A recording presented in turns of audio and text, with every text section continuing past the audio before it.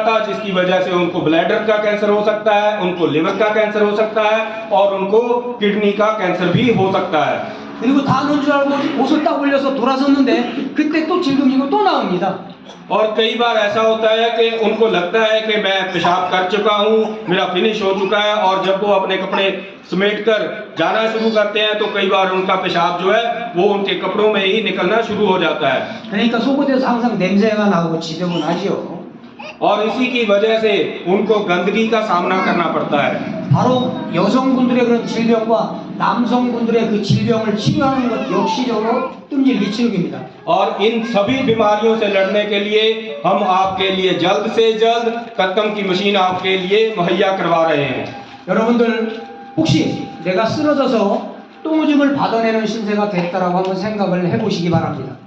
आप एक छोटी सी बात सोच कर देखिए कि अगर आपको कहीं जाते हुए, कहीं बैठे हुए या काम करते हुए आपको कभी लकवा मार जाए या आपको कभी कैंसर की प्रॉब्लम आ जाए या आपको हार्ट अटैक आ जाए तो उस स्थिति में आप क्या करेंगे? 똥오줌을 받아내는 신세가 되면 부부도 형제도 자식도 돈도 아무 필요가 없다는 사실입니다. और ऐसी स्थिति में जब हम बिस्तर पर पड़े होंगे तो कौन ऐसा आदमी होगा, हमारा परिवार होगा, या हमारे मित्र दोस्त होंगे, या हमारे सगे संबंधी होंगे कि हमारी वो लैट्रिन बाथरूम जो हम बिस्तर के ऊपर ही कर रहे हैं उसको साफ करना पसंद करेंगे। 과연 여러분들이 쓰러져서 똥오줌을 받아내는 신세가 됐다라고 가정을 하면 누가 내 뒷바라지를 해줄 건가 한번 곰곰이 생각을 해보시기 바라겠어요. मैं चाहता हूं कि इस बात को आप जोर से सोच के देखिए कि अगर हम ऐसी स्थिति में पड़ जाएं कि हम बिस्तर से उठने में भी असमर्थ हैं और हमारा जो लैट्रिन बाथरूम है वो हम बिस्तर पर ही कर रहे हैं, ऐसी गंदगी में हमारे पास कौन बैठेगा और हमारी जो गंदगी है वो कौन साफ करेगा? 엊그저께 어느 센터에 가서 제가 이런 얘기를 했더니 어떤 분이 막 울기 시작을 했어요. कुछ दिन पहले हम कहीं और भी वहाँ पर भी यही बात कर रहे थे तो पीछे एक लेडीज बैठी हुई थी, वो रोने लग गई। 왜 우냐고 물어봤더니 그분은 내가 쓰러지면 아무도 내 뒷바라지를 해줄 사람이 없다라고 생각해서 너무 슬퍼서 운다라고 그렇게 말씀을 하시더라고요. जब उनसे पूछा गया कि आप क्यों रो रही हैं तो उन्होंने बताया कि मेरे जो बच्चे हैं वो मेरे साथ में ही रहते हैं, वो कहीं और काम करते हैं, वहाँ पर रहते हैं, जिसकी वजह से मैं इसलिए रोना मेरा निकल गया कि अगर मैं ऐसी स्थिति में पड़ जाऊं तो कौन मेरी जो केयर है वो कौन करेगा? 그러니 여러분들이 우리 센터에 단 하루도 빠짐없이 죽자 사자 나와서 치료를 해야 돼요, 안 해야 돼요?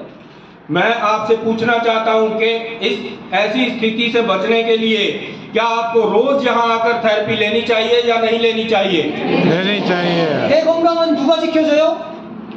जो हमारा शरीर है इसको स्वस्थ रखने के लिए कौन जिम्मेवार है? किसको ये स्वस्थ रखना चाहिए? हम लोग खुद।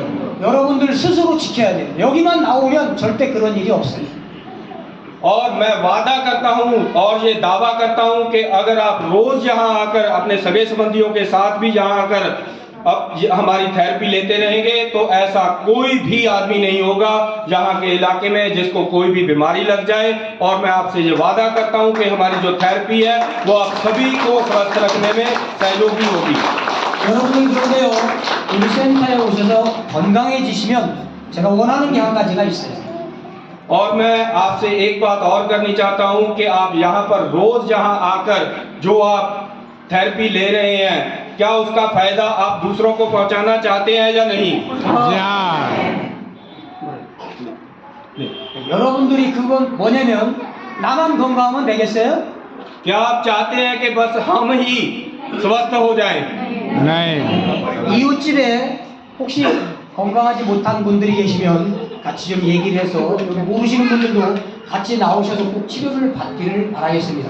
और मैं आपसे निवेदन करता हूं कि आपके सगे संबंधियों में, आपके रिश्तेदारों में, आपके दोस्तों मित्रों में अगर कोई भी किसी बीमारी से पीड़ित है तो आप उसको हाथ पकड़कर हमारे थेरेपी सेंटर पर लाइए ताकि उसको थेरेपी देकर आप उनको स्वस्थ दे सकें।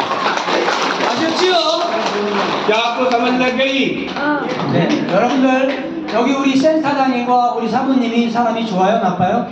क्या हमारे जहाँ सेंटर के जो एमडी सर हैं, हमारी मैम है, वो आपका अच्छी तरह ध्यान रखते हैं, आपका ख्याल रखते हैं? हाँ जी हाँ। 좋아요? हाँ ख्याल रखते हैं? जी हाँ। 우리 저 데보라의 사장님께서 며칠 전서부터 계속 전화를 저한테 했어요. और इसी बात को मैंने देवराज सर से भी सुना है कि जो हमारे मैम हैं, हमारे सर हैं, वो बहुत ही लगन से और मेहनत से आप लोगों की सेवा में लगे हुए हैं। 란치 센터의 센터장님과 사모님의 성격이 정말 인성이 너무 좋고 봉사하는 정신이 정말 투철하다라고 저한테 몇 번 전화를 했어요. और आज मुझे इनसे मिलकर भी ऐसा लगा कि इनका जो मोटिव है, इनका जो मंतव्य है, वो आप सभी को स्वस्थ देखने का है। ये चाहते हैं कि आप सभी को कोई भी बीमारी ना हो। 사모님 잠깐 나오라. 아이고.